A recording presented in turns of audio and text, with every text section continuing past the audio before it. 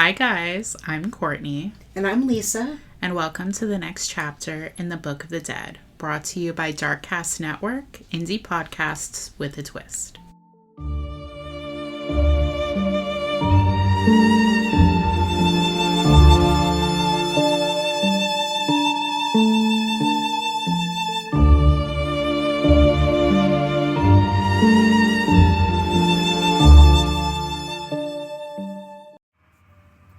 Hi, my name is Mallory Jenna Robinson. Join me on A Hateful Homicide, a true crime and investigative journalism podcast dedicated to telling the stories regarding the murders and hate crimes of our transgender, non-binary, intersex, and two-spirit community members in the United States and abroad. This is A Hateful Homicide. Hi guys, welcome to the next bonus chapter. We're actually changing things up and talking about a case with an ending that may surprise you today. So this may be a pleasant surprise? I don't know. You'll have to wait and find out. So this is a case that I actually heard about a month ago or so, one that I've actually been waiting to talk about because it's like a lot of people aren't talking about this, and this is a case that people should be talking about. So this is the disappearance of Juana Bernal Ramirez. This is actually very recent. This case's resolution was only announced within the last year. I don't remember hearing about it, but maybe it will jog my memory. So Juana Ramirez was born on June 16th in either 1991 or 1992. I couldn't figure out what year, if I'm going to be totally honest with you. And she lived in Mexico City, Mexico. Her mother's name was Lorena, although her father does not seem to be named in any English publication, so I'm not sure what his name is. At the time of her disappearance, she had two brothers, but Lorena and her husband did have daughters after the fact as well. Now, on October 1st, 1995, Lorena and her husband took their three children to Chapultepec Park in Mexico City for the day to spend time with some relatives. It was kind of like a family gathering. This park is very expansive. It has a zoo, a big, beautiful garden. It's like half national park, half zoo, half community garden kind of thing. It's a really pretty area. I saw pictures online. It's really, really beautiful, but definitely one that you could kind of lose someone in a crowd. Because it's really big. Yeah. Lots of places to wander off to. Exactly. So after spending the day letting the children play, the Ramirezes are packing things up and saying goodbye to their family members at around 4:30 in the afternoon. Now, at this point, Lorena, who had been watching the children the whole time, is holding on to 3-year-old Juana's hand when she lets go for a split second to hug a relative goodbye. In that split second that Lorena let go of her daughter's hand, Juana would disappear without a trace. Children are so fast. They can disappear, as you said, in a split second, in a heartbeat. And you'd think, little ones, little legs, but they're quick as lightning. Well, according to Newsbreak, Lorena realized Juana was gone within moments, and something in her gut told her that Juana hadn't just wandered off. Someone took her. She told The Independent, quote, "I don't know if it was a mother's hunch, but I knew in that moment that my daughter had been taken from me." To Lorena, this wasn't, she wandered off somewhere. Something inside of her told her, someone took my baby. That is a parent's worst nightmare. So she ran to a security guard and begged him to close the gate to the park in an effort to prevent whoever had taken Juana from leaving, but he refused. Juana told the Limited Times, quote, "The first thing I did was run to the nearest door, the one that led to the Paseo de la Reforma. After the guard refused to shut the gate," she said, quote, "we waited until the last person left to see if someone was waiting for us to hand over the girl, but that didn't happen." So the family immediately contacted the Support Center for Missing and Absent Persons to report Juana missing, but they told her she had to wait 72 hours to report her missing. 72 hours? For a missing 3-year-old. That's insane. That is absolutely insane. That's like the thing. Like, this wasn't a teenager with a history of breaking curfew. Like, this was a baby. Well, that's what I mean. It's insane to say you have to wait 72 hours for a 3-year-old that's missing. I mean, how many times do you get the alerts on your phone that there's an Amber Alert because a child has gone missing in the United States, and you get the Amber Alert like within minutes.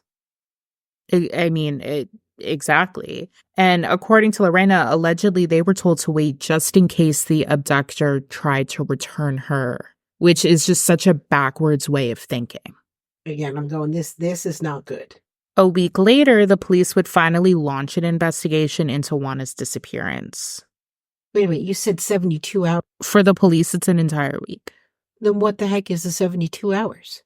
Your guess is as good as mine. I don't know what the police were doing in that instant, but they say wait 72 hours, which I think is complete insanity. And now you're telling me that it's a week later? That they launched an investigation. Yeah, I who knows what they were doing. But the Ramirez family, with the help of their friends and other family members, had launched their own investigation. They put up missing persons flyers and joined an organization for missing persons awareness, but there was very little media coverage about Juana's disappearance. So no real leads were coming in. None. I mean, just researching this case, there are so few articles about it. And most of them, really all of them, are from current times, like this year or last year. None from when this actually happened. I also don't understand that. Like, why wouldn't it be all over the news?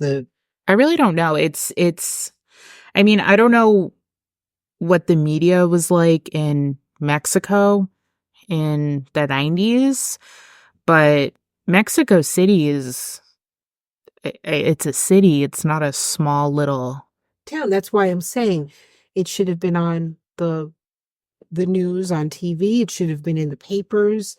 It should have been pretty much plastered on every media source that there could be. Radio, TV, newspaper. As I said, I don't understand what they were doing. Well, the years passed with the Ramirez family waiting and hoping that a miracle would happen and Juana would come back to them. Meanwhile, in Toluca, Mexico, miles away from where Juana had lived with her family, a little girl lived with her parents and 3 brothers. Her name was Rocio Martinez, and as she grew up, her parents may have clothed her, fed her, and sent her to school, but they weren't good parents, and they didn't treat Rocio very well. Now, as the years went on, Rocio felt very much in her heart that the family she lived with was not her true family. And eventually, her neighbors confirmed those thoughts when they told her that her parents were not her real parents. How did they know? Well, after getting into an argument with her mother when she was about 12 years old, Rocio confronted her asking for the truth of who she was. And Rocio's mother told her that Rocio was found wandering around Chapultepec Park and they took her in. That sounds a little stretched. Well, according to Rocio's mother, they found her wandering around and they just decided to adopt her, this abandoned little girl. There's something sketchy there. According to the limited times, Rocio knew from that moment that something was missing, but she didn't know how to go about finding it. Like, whatever this missing part of her was, this missing piece, she didn't know how to find it. Well, she's 12. Yeah, exactly. And her parents, needless to say, not helpful. At 17 years old, she moved out of her family's house and went to live with her boyfriend, who she would later marry and have 2 children with. And Rocio's husband would be the one to encourage her to look for her real family and supported her in her search, which, I mean, what a great guy. Yeah, I was just going to say, he gets the gold star for today for being a good man. So one day, when her youngest child was still an infant, she came across a missing persons flyer of a little girl named Juana Ramirez. Now, when she saw the photo, the resemblance of the little girl in the picture was that of her child. Like, her infant baby looked so much like this little girl. She said, quote, "The physical resemblance was so great that I said, I am that person." But there was a problem. She said, quote, "When I found that photo, there was no phone number or address where I could go to. And I saw the missing persons flyer. There really was very little information on it. Just like very basic stats with Juana's hair and eye color, her age, and where she was last seen. That was it. Like they didn't even put what she was last wearing, her approximate height or weight. Like there was like no information. So it seems like Rocio let years pass before she found the courage to try and hunt down the family of Juana Ramirez, but she finally did it. Which, I mean, that makes sense. That's probably very scary. Well, yeah, because you don't know if you are that person or not, even though, she's sure that she is just for it matching her child, looking exactly like her child. But you don't know if this is not the case. Are you going to put that family through more pain and suffering, because you don't know, A, if they've ever found their child or if they're still searching. And this could be, quote unquote, a dead end, and you have all that hope as her parents, and then to find out that this wasn't her. Exactly. So it can be very heartbreaking on both ends. That's what I mean. Yeah. So I fully understand that. But she finally did it. And on August 1st, 2022, she posted a message to her Facebook with a photo of Juana asking for information about the family, saying that she believed that she really was the missing little girl who had disappeared at this point 27 years earlier. And someone saw the message. Now, as the years went by, the Ramirez family, as I said, continued to look for Juana. In 2020, Lorena's husband passed away without ever knowing what happened to his daughter. And in June of 2022, Lorena actually slipped into a coma from complications from COVID-19. Now, when she awoke, things were very touch and go. And fearing that she would not survive, she asked her daughter Maria to keep looking for Juana. In July of 2022, Lorena had a life-saving surgery and recovered from COVID-19. And in August, a month later, Maria saw a post on Facebook about Juana. The post that Rocio had made claiming to be Maria's missing sister. So Maria reached out to Rocio, and 3 days later, Maria and her siblings met up with her. And they knew immediately that this was their missing sister because Rocio was the spitting image of Lorena. And I saw pictures of Lorena and Rocio together, and they are like carbon copies of each other. DNA test not necessary, but they did have a DNA test performed, and in October of that year, it was confirmed with a 99.99% match that Rocio was really Juana Ramirez. So finally, the real story of what happened to her came out. Rocio, and she goes by this name still as it's the only one that she's ever known, so I'm just going to continue to refer to her as Rocio, said she remembered the day she disappeared. She remembered Lorena had let go of her hand, and then the next thing she knew, a strange hand was grabbing her wrist. So in the park that day was a couple named Antonio Martinez and Patricia Velasquez. They were in the park specifically looking for a child to take when they saw Rocio and also saw that her parents were distracted, so they took their opportunity. Now, it's interesting because most people that abduct children without the intent of something disgusting are usually doing it because they want a child of their own. I agree with that. But Antonio and Patricia had 2 children already. So it was kind of weird that they were out looking for a child. It's very strange. Now, in terms of Rocio won't talk about a lot of what happened, so I don't know the extent of what happened. But after they grabbed her, they drugged her so she wouldn't cry and put her in a car, taking her back to their home in Toluca, which was 50 miles away. And when Rocio woke up, they told her that they were her new parents and their sons were her new brothers. According to Newsbreak, it seems like the reason they took Rocio was so that they would essentially have a live-in slave.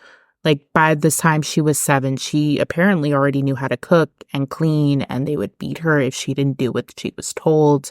She wasn't allowed to leave the house unless it was for school, and Patricia also went on to tell Rocio that her parents were drug addicts and didn't even want her, which wasn't even close to reality. So I don't know if they took her to essentially treat her like a slave or what the reasoning was behind it. Because it's just very strange to steal a child when you already have children. As I said, like if you're not stealing them for trafficking or anything like that, then you're stealing a child because you like are so desperate to have a child, you've resorted to stealing one kind of thing. So it's just very strange. The whole fact that you said her quote unquote adopted mother was mean to her. Like, again, why would you do that? Yeah, why are you stealing a child? It's very strange. I don't understand.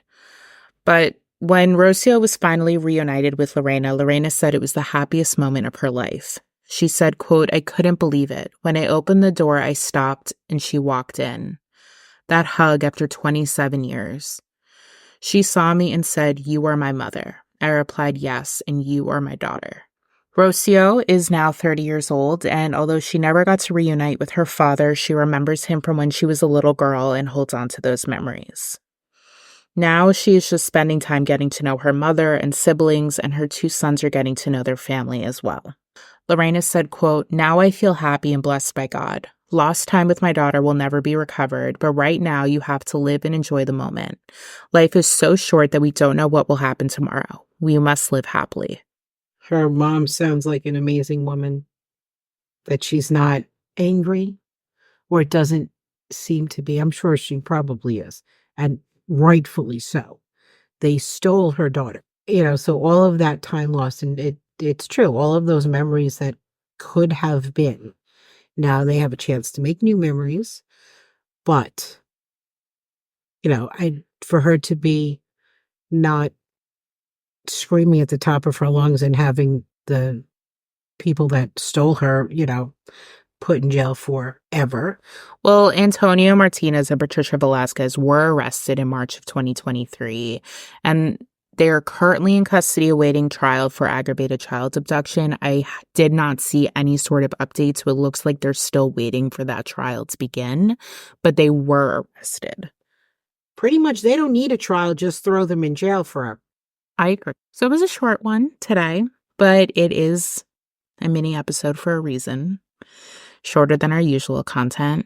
As always, we appreciate you guys. We love you guys. I'm just asking very nicely if you wouldn't mind going on either our website or Apple Podcasts and leaving us a review if you're so inclined, because we got 2 not so nice reviews and I'm really bummed about it, but whatever, it's fine.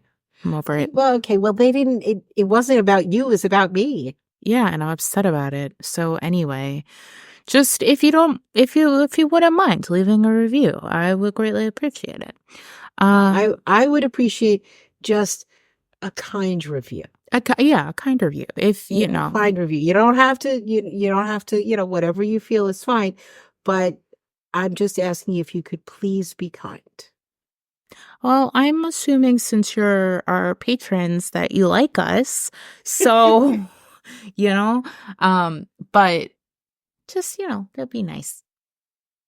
But anyway, she wants a nice review so that she can feel a little bit better about her mom being on the podcast with her, because I was really thinking about not doing it, and so that she wouldn't get those kinds of reviews, because I know it greatly upsets her. But then I did decide that just because somebody is not being nice, that I don't have to respond, or I don't have to bow to their wishes. I hope you check out our Halloween series that we did with the podcast on our network. It's called Wicked Intentions. It's all weekend long until Halloween. So every day are some different spoopy stories, hauntings, cryptids, true crime, witches. It's a little bit of everything for everyone. So We will see you guys in the next one. And we hope you have a good Halloween. Yes. Only treats, no tricks. Maybe nice tricks. I haven't found a nice trick, unless it's a magician's trick. Bye, guys. Bye. Thank you so much for listening to this chapter of the Book of the Dead. And don't forget that you can always connect with us on Instagram. You can connect with us on Twitter, and you can absolutely connect with us on Patreon. We also have a merch store as well that we have frequent discount codes coming out for, so that you guys can get merch hand-drawn by myself at a better cost. We hope you have a lovely rest of your week. And just remember, please be kind. And don't forget to always stay safe, stay curious, and stay vigilant. Bye, guys. Bye.